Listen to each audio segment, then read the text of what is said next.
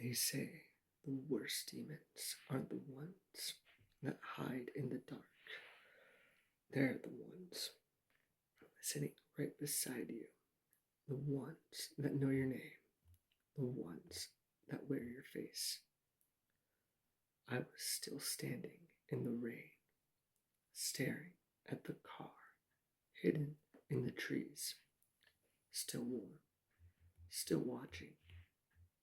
I wanted to run, but I knew, deep in my gut, I wasn't leaving this place until I found out who brought me here and why they wanted me to remember.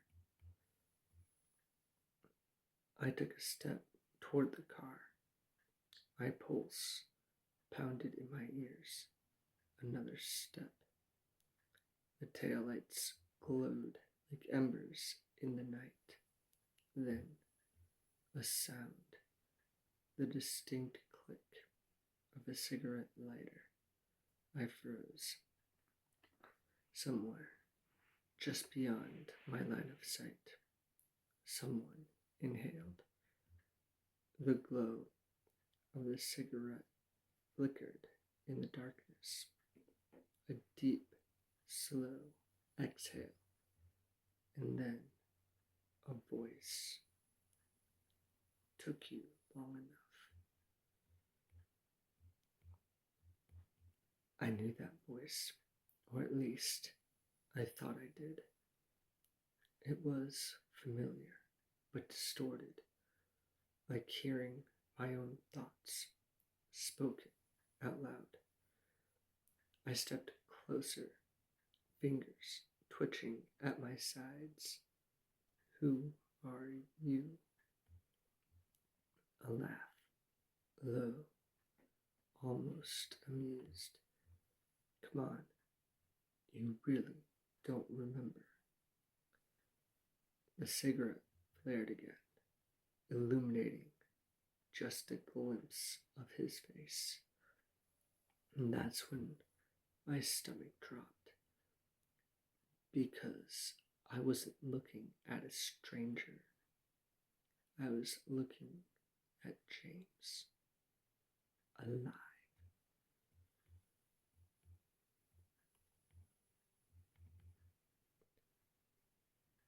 I staggered back. This wasn't possible. James was dead. I saw his body. I stood at his grave. But here he was, leaning against the car, like he had all the time in the world. He smirked. You look like you've seen a ghost. I couldn't speak, couldn't breathe.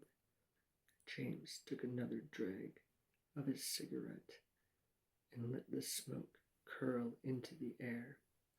Sit down, man. You're shaking. I didn't move, didn't trust myself to. He sighed, flicking the cigarette into the wet grass. Fine. Then just listen. He nodded toward the car. Get in. I hesitated. Why? James's eyes darkened. Because we never really left that night, did we? The air was thick, suffocating. I stepped toward the car. Hand trembling, I reached for the door handle. James slid into the passenger seat, like he belonged there, like he'd never left. I sank into the driver's seat. The engine was already running. And the second I shut the door, everything changed. The rain stopped. The windshield was suddenly dry. The dashboard radio crackled to life, and it was playing the same song from the night of the crash. James leaned back, stretching. Funny how time works, huh? I gripped the wheel, knuckles white. What the hell is happening? James just grinned. We're going back. And before I could react, the car started moving by itself, taking us back to a night I swore I'd buried. The road stretched out ahead, winding like a snake. Everything looked exactly as it had that night. The same faded yellow lines, the same familiar bends in the road, the same sense of dread sinking into my bones. I clutched the wheel, forcing my voice steady. Tell me, what's going on? James tilted his head, eyes flicking toward me. You already know. I don't. He let out a slow breath. Then let me remind you. And just like that, the memory came rushing back. We were driving that night, laughing, drunk on cheap whiskey and bad decisions. But I wasn't the only one behind the wheel. James had been driving too. I blinked. No, that wasn't right. I was driving, right?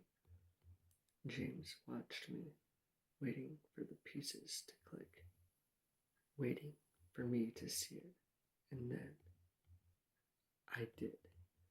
The crash didn't happen because I was reckless.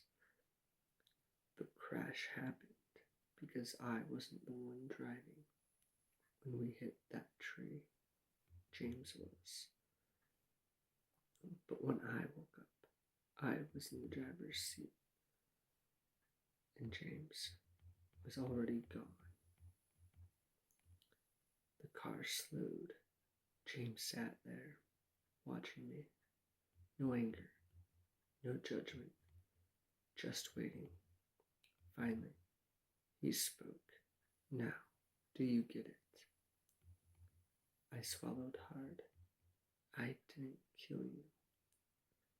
James smiled, but it didn't reach his eyes. Didn't you? The car stopped. The headlights flickered, and then everything went black.